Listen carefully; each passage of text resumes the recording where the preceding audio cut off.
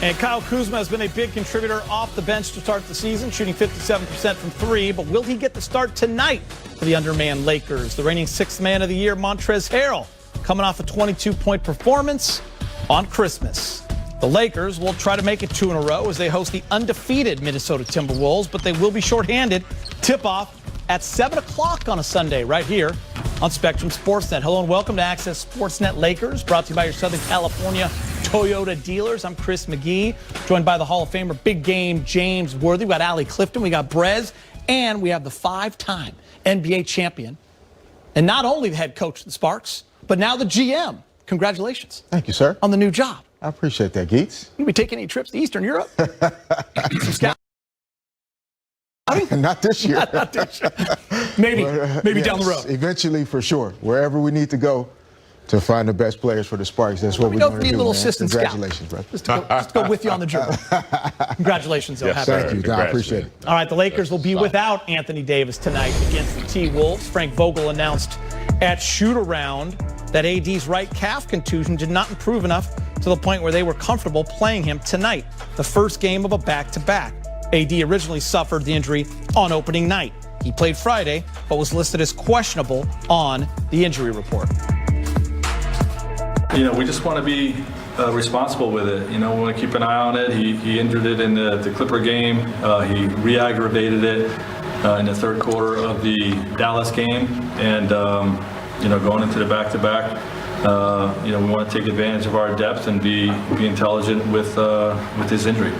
So this is the first back-to-back of the year, especially in this first month. I mean, obviously Anthony's out tonight with the calf. Are you imagining maybe staggering and sort of having AD sit one night and then LeBron sit the other, or are you pursuing these back-to-backs like normal games and just seeing how guys feel? Yeah, we're going to approach each one throughout the whole year on a case-by-case basis, and you know, with the expectation that our guys will play both games, unless there's a reason otherwise. You know, and in this case, there's a reason otherwise with Anthony's calf, and you know, we'll like I said, we'll just continue to evaluate that throughout the year. All right, AD has been sharp this season in just over 30 minutes per game. He's been super efficient, 58% overall. How about 43% from three? By the way, Karl Anthony Towns also out, but let's focus on AD. Any concerns, Big Game and Bish? No, I don't. You know, it's. I don't think it's a serious injury. You know, you don't want to take any chances. You know, it's early in the season. Give him some rest. I think this, to me, kind of describes what load management is. You know, a guy that's had a mild injury. No need to kind of rush him back. You know, that could have been worse, as you see him take the fall right there. So I'm not overly concerned. I don't think it's any torn tissues or anything. So it's something that a little rehab and rest hopefully should take care of.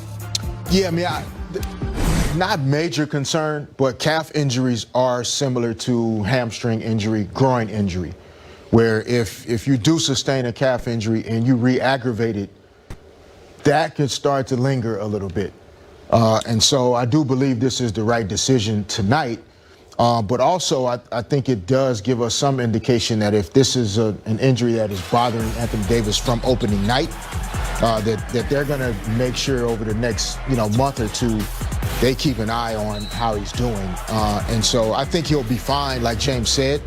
But it is a different type of injury than an ankle sprain or a dislocated finger, something that you can just throw some tape on and keep it moving.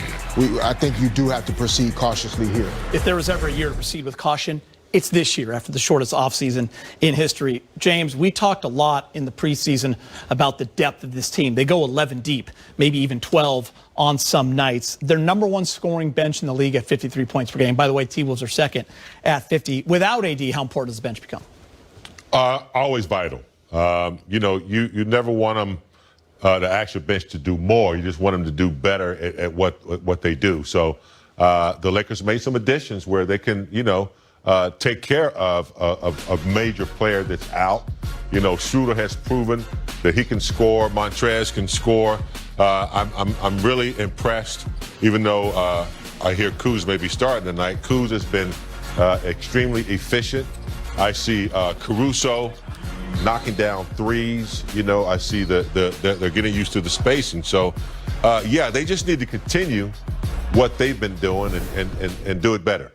Small sample size, Fish. It's your first game here with us outside of the preseason. 2 games in, what have you liked from the bench? I like the attack mentality that the guys off the bench are playing with. Sometimes, you know, historically, when you have several new guys that are joining a team with superstars like LeBron and AD, they're a little bit tentative to play their game, right? They don't want to come in and make it seem like they're going to be too thirsty. They're going to look for their shot and take the shine away from the guys that really deserve the shine. But these guys look comfortable and confident, and I think their chemistry and camaraderie has, you know, a lot to do with that. They're not nervous about just going out and playing basketball, and those are good signs, and I think that's what's allowing them to be effective and efficient. They're not second-guessing going out and just playing the game. So, by the way, you guys might not have seen this. Maybe you did. You know, it's Sunday. I'm going to set the scene for you. I'm watching football. I got Red Zone on. I got the laptop out. I got the iPad. We got, you know, FanDuel. We got all kinds of stuff going on. Fantasy football championships. And all of a sudden, I see what's trending. Clippers down 50. Oh. Did you see this big game, James? I got a highlight for you in the A block, which is very rare. Clippers hosting the Mavs. No Kawhi Leonard. He sat out after suffering a laceration of the mouth against Denver. Mavs are going to start off on a 10-2 run. Luka Doncic with a fast break layup. Second quarter, Mavs would open it up way more than that. Josh Richardson, 54-16, big game. Richardson with 21 points off the bench. How about Luka? 24 points, 9 boards, and 8 assists. Fish, do you see the score? Fish, do you see that score? I am Fish, seeing it. it's 77-27 at the half. Mavs are going to go on to win 124-73. Not going to say anything because I don't want people blowing up my Twitter. I enjoyed it. I'm allowed to say that, right? Great game. Enjoy it, Geeta. Love watching Dallas. They're a good offensive team. I had a lot of fun. I will say this. Yeah. Dallas and Luka Doncic are the real deal. So, and yeah. Lakers and T-Wolves tip it off at 7 right here on Spectrum Sportsnet. Well played, Fish. Davis Caldwell-Pope averaging 8.5 points this season while shooting 46% from the field. He was one of 9 Lakers to hit a 3 against the Mavs on Christmas Day. Just in the Mavs, no Kawhi Leonard. He sat out after suffering a laceration of the mouth against Denver. Mavs are going to start off on a 10-2 run. Luka Doncic with a fast break layup. Second quarter, Mavs would open it up way more than that. Josh Richardson, 54-16, big game. Richardson with 21 points off the bench. How about Luka? 24 points, 9 boards, and 8 assists. Fish, do you see the score? Fish, do you see that score? I am Fish, seeing it. it's 77-27 at the half. Mavs are going to go on to win 124-73. Not going to say anything because I don't want people blowing up my Twitter. I enjoyed it. I'm allowed to say that, right? Great game. Enjoy it, Geeta. Love watching Dallas. They're a good offensive team. I had a lot of fun. I will say this. Yeah. Dallas and Luka Doncic are the real deal. So, and yeah. Lakers and T-Wolves tip it off at 7 right here on Spectrum Sportsnet. Well played, Fish. Davis Caldwell-Pope averaging 8.5 points this season while shooting 46% from the field. He was one of 9 Lakers to hit a 3 against the Mavs on Christmas Day.